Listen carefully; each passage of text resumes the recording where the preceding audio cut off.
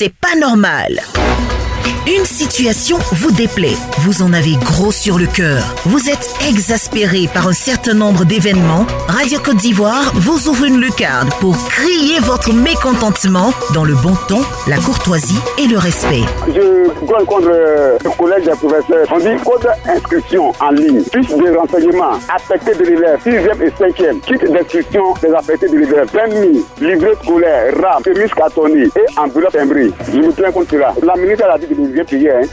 Voilà, c'est pas normal ici. C'est moto, j'ai dit. Moto, ça fait accident, ça tue. Mais les enfants, la maman justice, c'est quand ils les parlent. Ils ne vous écoutent non pas. Donc, vraiment, je voulais passer par vous pour lancer un message aux communautés. Il n'y a qu'à vraiment voir les enfants. Quand le chef de brigade du sous-préfet là, le maire est là. Mais ça vit tous les jours. Il y a quelque chose qui ne va pas du tout. Les lampadaires ne sont pas éclairés. Aujourd'hui où je vous parle, je peux dire que l'éclairage public, non pas. Le village est dans le noir. Voilà, donc vraiment, en tout cas, on demande pardon. À venir arranger notre lampadaire, c'est mon cri de cœur.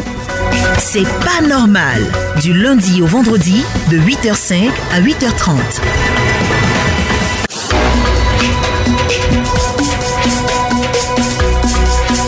Madame, monsieur, si vous nous rejoignez à l'instant, vous êtes sur Radio Côte d'Ivoire. Quoi maintenant, Miezan Sébastien nous appelle de Bassam. Comment allez-vous? Ça va très bien, madame. D'accord. On vous écoute? Ça fait 2 ans que j'ai signalé un poteau électrique au niveau de Bassam, juste derrière l'hôtel international et au quartier Château. Et ça fait 2 ans qu'effectivement, la CIE ne donne pas suite de vue. Alors donc, j'aimerais savoir où en est la situation. D'accord. Alors, le poteau, il est abîmé, il n'a pas été installé ou qu'est-ce qui s'est passé? Non, le poteau, en fait, il est là. Mais le problème est qu'il manque le globe. Il manque le globe. Vous savez, juste où il y a la lumière, là. Voilà, juste le globe qui manque. Donc, il manque juste la lumière pour que, effectivement, ça puisse marcher. Et effectivement, les conseillers de la CIE sont venus, ils ont fait le constat. Ça fait près de 2 ans qu'ils me disent que je suis en assistance. Jusque-là, ça n'a pas été fait. Oula. Oui, exactement. D'accord. Et le problème est que nous sommes dans l'obscurité le soir. Et en plus, le problème est que nous payons des redevances. Je paye mes factures. Le quartier ici, tout le monde paye ses factures. Oui. Par conséquent, je pense qu'en retour, c'est le respect quand même des consommateurs. Des consommateurs. Exactement. Vous avez parfaitement raison. Ok. Et on interpelle ici les responsables de Côte d'Ivoire Énergie, de la CIE, afin de pallier ce problème rapidement qui dure bientôt 2 ans. Exactement, madame. Merci beaucoup, monsieur Kwamenan. Merci beaucoup. C'est pas normal. Corée Série nous appelle de Bio. Et je vous ai dit, ici à Bio, nous marquons un chirurgien. Vous n'avez pas de... 2 semaines, il y a une adolescente de 16 ans qui a failli mourir parce que nous n'avons pas de chirurgien. La femme a vu qui tente de donner la vie, il faut qu'elle meure. C'est ça. Je me pose la question de savoir si nous sommes en Côte d'Ivoire. Dans la Côte d'Ivoire du Fouet. Vous êtes en Côte d'Ivoire. Je vous appelle pour vous dire ça. La route, je vous en ai assez parlé. La route de Bio, ça n'existe pas. Et pourtant, l'État exploite notre électricité, notre énergie. 5 pays de la sous-région l'achètent, c'est des milliards. On met tout cet argent et nous n'avons rien. Je m'arrête là. Merci. Merci, monsieur Corée Série. On va retenir un problème à la fois. Voilà, il faut qu'il y ait une source pour de l'électricité. Et puis, l'électricité sert à tout le pays. Donc, il n'y a pas de l'argent qui est caché quelque part, etc. Non, pas du tout. Cet argent-là travaille pour que tout le monde en Côte d'Ivoire puisse avoir de l'électricité. Donc, en principe, vous faites du bien, sauf qu'il n'y a pas de chirurgien dans votre hôpital. Et comme la santé est primordiale, je pense que c'est à cela qu'on va plus se concentrer. Donc, pas de chirurgien à l'hôpital de Bio. Ça fait qu'il y a par moment des cas de décès. On va interpeller le ministre de la Santé et de la couverture maladie universelle. C'est pas normal. Zongo Saïba. Oui, précisément à Soko. À Soko. En tout cas, je reviens sur mon problème de réseau. D'accord. On souffre d'un problème de raison, on souffre. S'il y a un problème, pour nous avoir, ce n'est même pas facile. C'est de plus en plus difficile. Après, quand tu appelles même là, on crie sur toi, que vous êtes où, on n'arrive pas à vous, on n'arrive pas à vous, en tout cas, ce n'est même pas facile. On ne sait pas comment faire, donc faut qu'on passe sur Radio Côte d'Ivoire, pour que les bonnes autorités puissent nous entendre, nos voix, pour nous aider avec une antenne. Sinon, en tout cas, ce n'est pas facile de vivre comme ça. D'accord. On a besoin de réseau fortement. De réseau de téléphonie mobile, ça va de soi. Oui, à son cours. Merci beaucoup. Merci, maman. Cher opérateur de réseau de téléphonie mobile, ces temps-ci, je pense qu'il y a beaucoup de doléances à votre endroit, de différentes communautés, de différentes villes de la Côte d'Ivoire. Voilà, certaines campagnes, certains villages, certaines sous-préfectures ne bénéficient pas d'un réseau de téléphonie mobile. Donc, merci d'y pallier. régulier. En tout cas, ce sont des doléances que des habitants de ces localités-là font. C'est pas normal. Bobo Apollinaire, à Daloa. Qu'est-ce qui n'est pas normal à Daloa?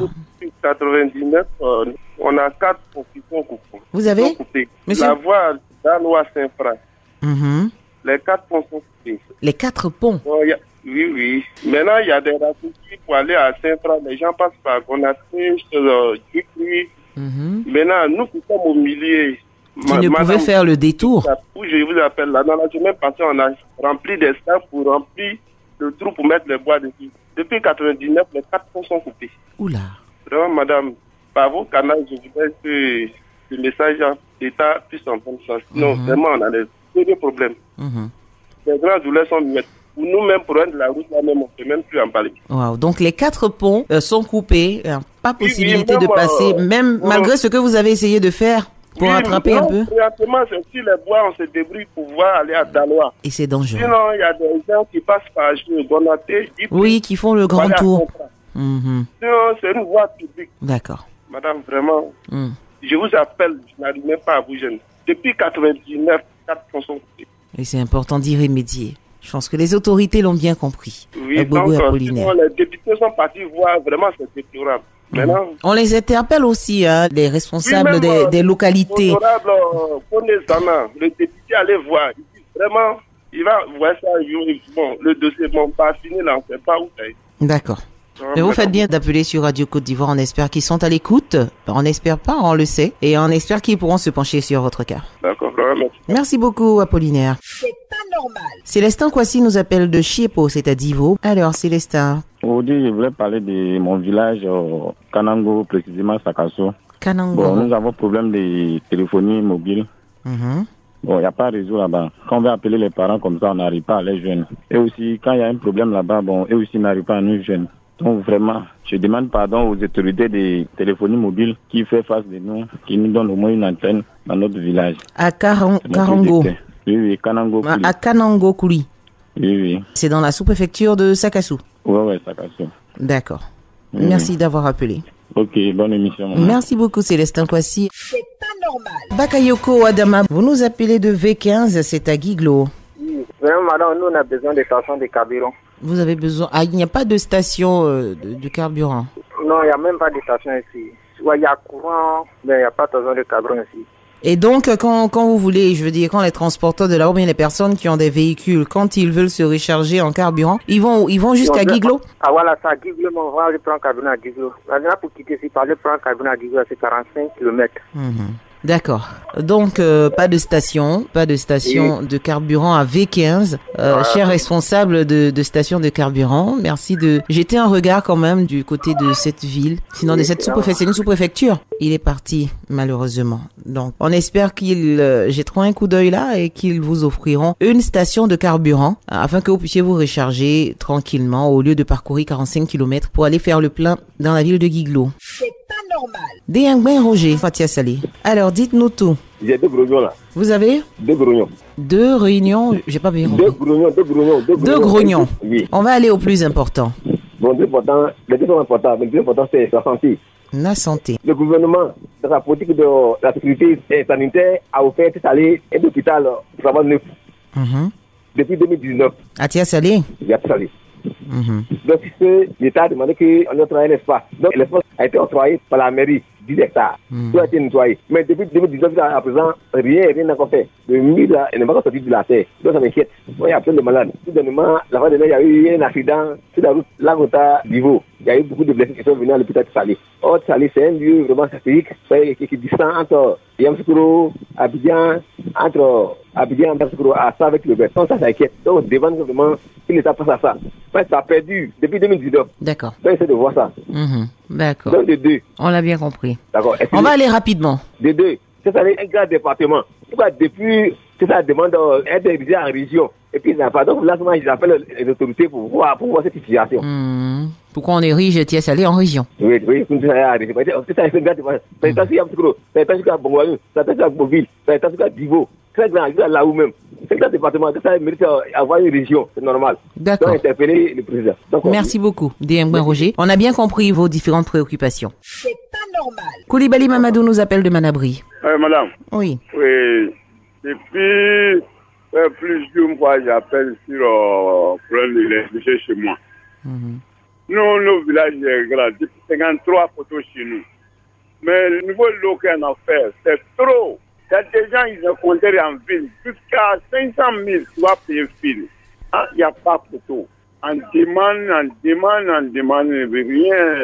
D'accord, il n'y a pas encore de poteau électrique, du coup, il n'y a pas d'électricité à Manabri.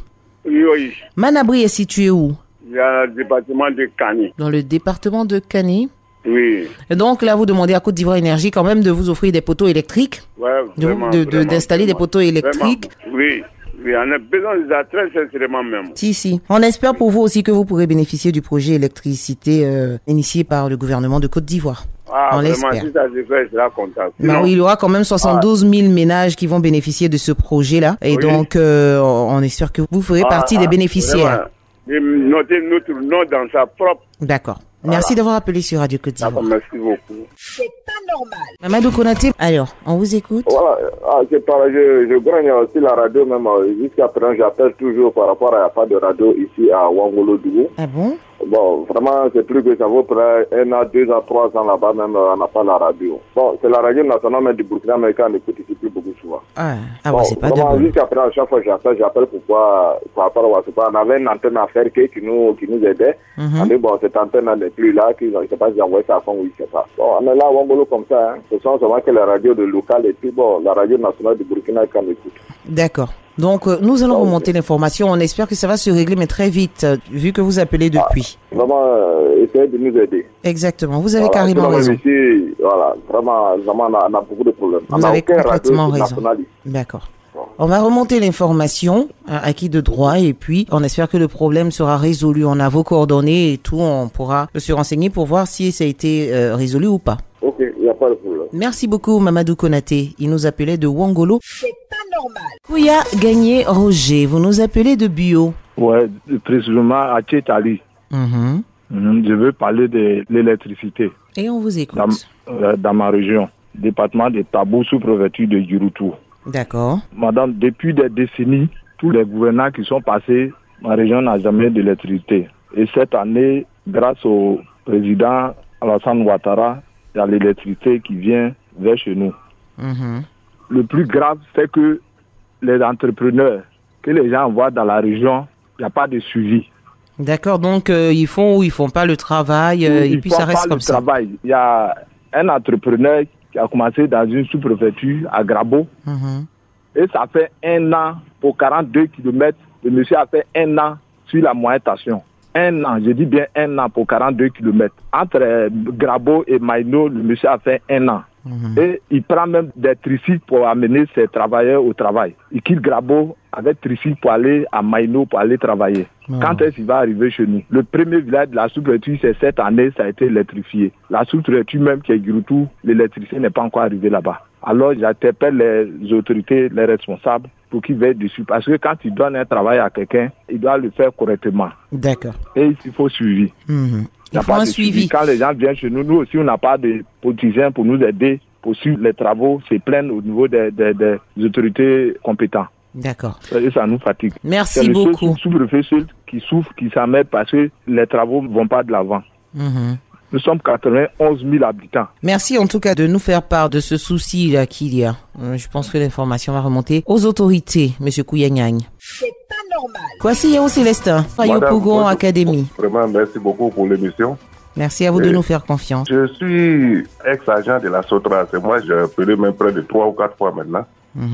Voici un cas de 40 ans de service que j'ai fait, 41 ans. Alors, madame, vraiment, j'ai été maltraité et ça peut me marquer à vie. Oui. J'ai travaillé pendant 41 ans et la Sotra m'a donné que 6 millions. Je ne suis pas du tout content. Et alors, je vous appelle pour décrier ça. Je lance vraiment, je tends mon bras aux autorités de ce pays, notamment le Premier ministre, le vice-président. Vraiment, avec 41 ans et puis 6 millions de droits à la retraite, vraiment, c'est pas normal. C'est pas normal. Ça fait 4 fois que je vous appelle pour tirer votre attention pour que les autorités de ce pays saisissent ce dossier. Vraiment, j'ai confiance en vous, madame. Je n'ai même pas été décoré, petit or ni grand or, avec 41 ans de service. Je fais pitié. avec tous les tracasseries que vous connaissez dans les autobus. Si. Les injures gratuits, la pluie, sous la pluie, la tempérie, tout. Vraiment, madame. On comprend, Voilà, on comprend votre vraiment, chagrin. Voici mon cri de cœur aujourd'hui. Je n'ai pas été décoré petit O, grand O avec 41 ans de service. Vraiment, ça me tient à cœur et ça va me marquer à vie. D'accord. C'est pour ça que j'ai décrit ça. On comprend votre chagrin, on comprend ce que vous dites. Et puis, les autorités pourront s'en charger. Vu que vous appelez constamment sur Radio Côte d'Ivoire, on croise les doigts qu'un de ces jours, au moins, vous ayez gain de cause et que vous puissiez avoir soit le petit or ou le gros or, comme vous le dites. Vraiment, merci beaucoup, madame. On vous le souhaite vivement. Merci à vous, Kwasi Yao Célestin. C'est pas normal. Un dernier auditeur pour votre rubrique C'est pas normal. Kwadio Léon, vous nous appelez de Béoumi. J'appelle de Béoumi, le département de Béoumi, et puis sous-préfecture de Kondrobo. Je voulais parler du pont. Il y a une rivière entre Béoumi et la sous-préfecture de Kondrobo. Cette rivière-là, à chaque moment de pluie, ça déborde. Jusqu'à présent, même le fleuve même déborde.